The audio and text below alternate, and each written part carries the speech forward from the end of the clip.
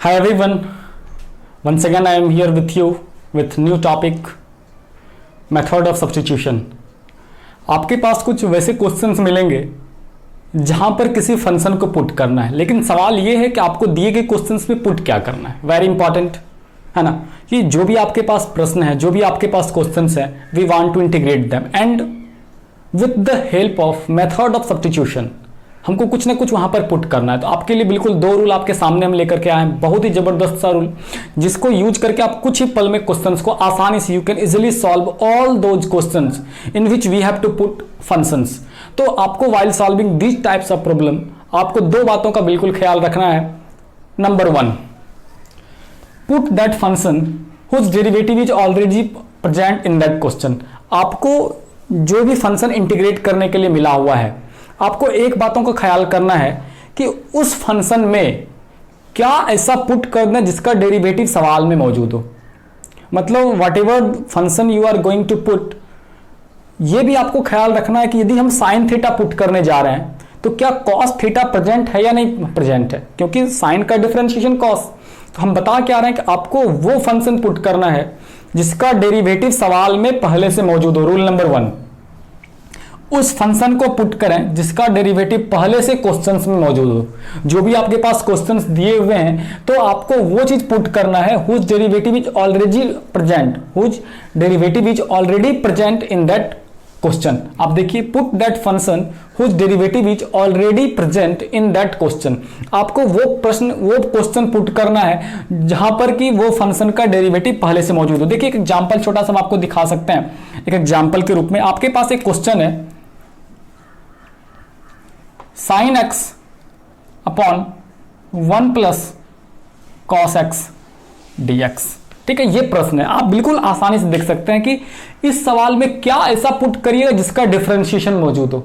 हम यदि यहां पर पुट कर देते हैं, put 1 plus cos X equal to Z, put कर दिए तो आप गौर करिए 1 का डिफरेंशिएशन 0 एंड कॉस का डिफरेंशिएशन माइनस साइन एक्स। बिल्कुल, तो आपको यह ख्याल रखना है कि जिसको हम पुट करने जा रहे हैं उसका डेरिवेटिव डिफरेंशिएशन क्वेश्चन में क्या मौजूद है।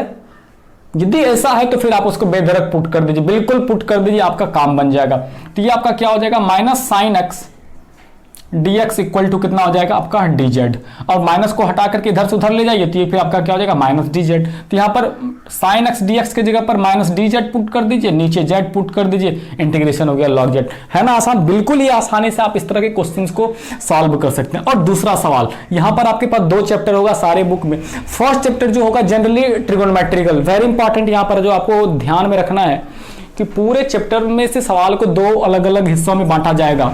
पहला आपका यहां पर होगा ट्रिगोनोमेट्रिकल से रिलेटेड, मतलब पूरा चैप्टर ट्रिगोनोमेट्री बेस्ड। पूरा चैप्टर क्या होगा, trigonometry based, trigonometrical function. Trigonometric function मतलब क्या हो गया आपका, साइन थीटा रहे, कॉस थीटा रहे, टेन थीटा रहे, ये सारी चीजें आपके पास मौजूद रहेंगे, साइन थीटा कॉस थीटा। तो जब भी ट्रिगोनोमेट्रिकल फंक्शंस हम लोग स्टडी करेंगे तो आपको ये ख्याल रखना है कि वहां पर थीटा के प्लेस पर क्या है, वहां पर थीटा के प्लेस पर क्या है। जो भी थीटा के प्लेस पर मौजूद रहे आपको वही पुट करना है। ठीक है, जो भी थीटा के प्लेस पर मौजूद रहे उसको वही पुट करना है। तो कोई भी क्वेश्चन से देखिए, थीटा के जगह पर जो रहे उसको पुट करना। बिल्कुल आसान सा 2 बात मन में बैठा लें, उस फंक्शन को पुट करें जिसका डेरिवेटिव प्रश्न में मौजूद हो। बिल्कुल। And the second rule here, theta के जगह पर ट्रिगोनोमेट्रिकल फंक्शन जब रहे तो थीटा के जगह पर जोड़े उसको पुट करना है। बिल्कुल इन 2 बातों को यदि आप ख्याल में करते हैं तो बिल्कुल प्रश्न को, ये जो सब्स्टिट्यूशन वाला सवाल होगा इतना आसान हो जाएगा कि उसका मतलब जवाब नहीं, बिल्कुल आसानी से आप सॉल्व कर सकते हैं ढेर सारे प्रश्न को। ठीक है, तो चलिए इससे रिलेटेड हम कुछ क्वेश्चंस करने जा रहे हैं, ढेर सारा क्वेश्चंस, लेकिन बिल्कुल आसान, बिल्कुल छोटा छोटा क्वेश्चंस होगा, क्योंकि हम बस देखेंगे और पुट कर देंगे फिर आपका आंसर आ जाएगा। ठीक है, बिल्कुल इन 2 रूल को आप बिल्कुल ख्याल में रखें और याद में रखें हमेशा।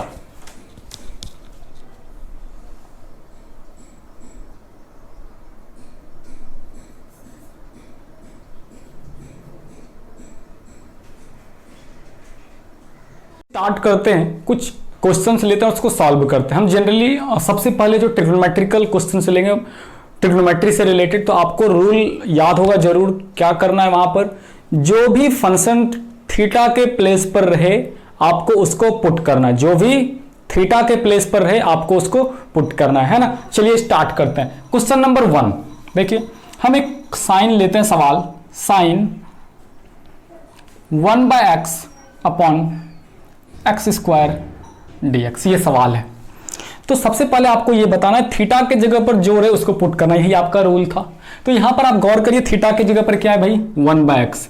मतलब जनरली ऐसा होता है 90% केसेस में आप इस तरह के सवाल में बिल्कुल सक्सेस कर जाते हैं, ये आपका रूल सेट कर जाता है। बट कुछ क्वेश्चन में आपको थोड़ा सा सिंप्लीफिकेशन करना होगा, थोड़ा सा कुछ ना कुछ सोचना होगा कि किस तरह से क्या रिड्यूस किया जा सकता है, तब हम उसको सॉल्व करेंगे। लेकिन जनरली जो ये थीटा के प्लेस पर है आप उसको पुट कर दें। तो यहां पर थीटा के प्लेस पर क्या है 1/x, तो ये आपको पुट कर देना। तो क्या करना है, put 1/x equal to Z. तो 1/x का डिफरेंशिएशन कितना होता है, -1/x square dx equal to dz। Minus को उठा के इधर से उधर दे दीजिए, तो ये क्या बन जाएगा आपका 1/x square dx equal to minus dz। ठीक है, 1/x square dx equal to minus dz। अब आपको क्या करना, इन चीजों का यूज करना है जाकर के क्वेश्चन में। तो आप गौर करिए, ये सवाल में पहले से मौजूद है ना, 1/x स्क्वायर देखिए पहले से मौजूद है। तो आप ये जो क्वेश्चन है आप इसको लिख सकते हैं इस तरह से, क्या साइन 1/x, चूंकि ये तो थीटा है और ये 1/x स्क्वायर बाहर में 1/x स्क्वायर और ये आपका dx। तो now you can write 1/x square into dx, इसके प्लेस पर आप क्या लिख सकते हैं माइनस dz। एंड ये जो 1/x है, आप देखिए ये जो 1/x दिखाई पड़ रहा है आपके सामने, इस 1/x के जगह पर आप क्या लिख सकते हैं, इस 1/x के जगह पर क्या लिख सकते हैं z, क्योंकि 1/x को आपने z पुट किया है। तो ये आपका सवाल क्या बन जाएगा, साइन z और 1/x स्क्वायर dx के जगह पर आप क्या लिख दीजिएगा माइनस dz। अब माइनस बाहर चला गया, माइनस बाहर, तो ये क्या आ गया आपका साइन z और ये आपका dz। और साइन z का इंटीग्रेशन सबको आता है भाई, माइनस कॉस z, माइनस और फिर माइनस कॉस z प्लस सी। तो बिल्कुल आसान है ना सवाल को सॉल्व करना, कि जो कुछ भी आपके थीटा के प्लेस पर रहे आपको उसको पुट करना, तो ये हम आसानी से इजीली सॉल्व कर सकते हैं। तो माइनस माइनस प्लस, ये हो गया कॉस और z का वैल्यू 1/x प्लस सी। ये आपका आंसर हो गया cos 1/x plus C answer. एक और क्वेश्चन ले रहे हैं, देखिए हम इसको सॉल्व करते हैं अभी तुरंत, बिल्कुल छोटे से वर्ड में। सवाल है आपका cos √x, question number 2, question number 2 cos √x upon √x dx। तो यहां पर आप बताइए थीटा के जगह पर क्या है, थीटा के जगह पर √x है, थीटा के जगह पर क्या है √x है। तो आपको इसको क्या करना है, पुट करना है, put √x equal to z। तो √x का differentiation 1/2√x dx equal to dz। 2 को बाहर कर लीजिए, 1/√x dx equal to 2dz। अब इन चीज़ों का आपको क्या करना है, आपको इन चीज़ों का यूज कर लेना जाकर के क्वेश्चन में, इन चीज़ों का यूज कर लेना है जाकर के सवाल में, और उसके बाद देखिए क्या आपका सवाल बन जाएगा। देखिए क्वेश्चन हम फिर से वापस ले लेते हैं एक बार, क्वेश्चन हम फिर से एक बार वापस ले लेते हैं। तो ये आपका जो क्वेश्चन है cos √x dx, आप इसको लिख सकते हैं क्या, cos √x इंटू ये 1/√x होगा क्योंकि नीचे है, आप इसको लिख सकते हैं 1/√x और dx। आप गौर करिए तो 1/√x dx का वैल्यू आपने निकाल के रखा हुआ है, 1/√x dx का वैल्यू आपने क्या किया हुआ है, निकाल के रखा हुआ है। तो 1/√x dx को आप इन चीज़ों को क्या लिख दीजिएगा 2dz। यहाँ देखिए वैल्यू निकाल के रखा हुआ है आपने 2dz, और √x का वैल्यू क्या निकाल के रखा हुआ है आपने z। तो ये हो गया cos z into 2 into dz।